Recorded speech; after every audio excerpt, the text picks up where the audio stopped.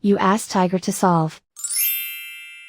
This deals with linear equations with one unknown. The final result is A equals 160. Let's solve it step by step. Group all constants on the right side of the equation. Add 8 to both sides. Simplify the arithmetic.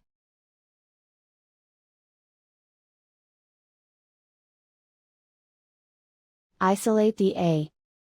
Multiply both sides by 10. Group like terms. Multiply the coefficients. Simplify the arithmetic.